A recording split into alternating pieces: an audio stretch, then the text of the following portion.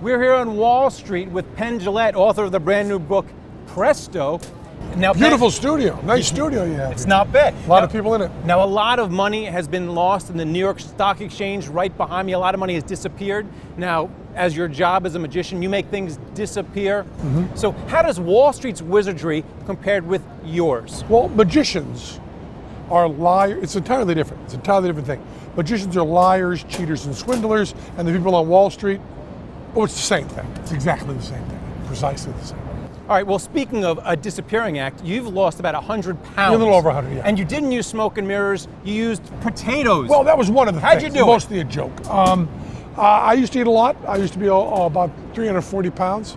And I was wicked sick, like many Americans are from being overweight. And my buddy named Ray Cronice, who's a scientist out of NASA, had me do a mono diet, which didn't matter what I ate. I chose potatoes because they're funniest. I had those for 2 weeks, just potatoes, whole potatoes, nothing added, nothing subtracted.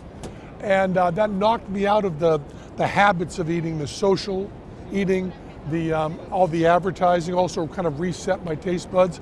And now I eat kind of the diet everybody says is good, which is whole plants. No animal products, no refined grains, very low salt, sugar, and oil. And do you have any plans to get into the diet business? Because clearly it's worked. I mean, if Oprah gets in, can Penn Jillette? There's not really, I mean, I write books. Books are often funny. This is the 8th book I've written.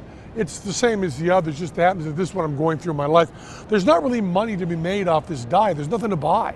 It's just, if anything, it's just cheaper. Go to the supermarket and buy more vegetables.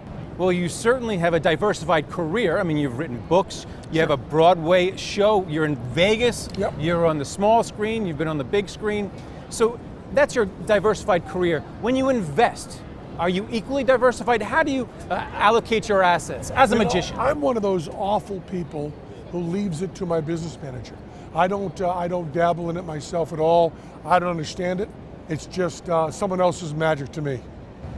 Yeah, but you are well aware that a lot of people get ripped off by advisors, by Ponzi schemers. Now, someone who hosts the show Fool Us. So what's your advice to people, investors, so they don't get fooled by Wall Street's wizardry?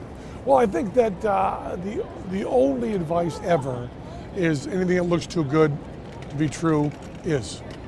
I think you have to be very, very careful. Well, are there any tells? I mean, you're a magician. You can read people's tells maybe at a poker table. You've dealt with cards, I know. I have. So if you sat down with perhaps a crooked advisor, how would you suss them out? I would say that the way you can tell if an advisor is lying is if their lips are moving. I think that's the old-fashioned advice. It's probably pretty true. All right. Well, speaking about sitting down at a table, I know. You sat down in the boardroom across from Donald Trump. Not in the boardroom. Oh, not in the boardroom. In a fake boardroom. On the Celebrity Apprentice, though. Yeah, I'm the Celebrity Apprentice. I did 2 tours of duty. And what people are forgetting is that it was completely and utterly fake. We were on an improvised show. Donald did not really have a job to offer me. I already had a job. The only job he could have offered me was at one of his casinos, and he took those into bankruptcy. So, you're a New Yorker. You know more about Donald Trump than the rest of the country. All right, but if you were to assess his management skills as someone who's at least worked alongside him, how would you? I would say he has no skills whatsoever. I don't think he's that successful. I mean, I haven't gone bankrupt. Have you?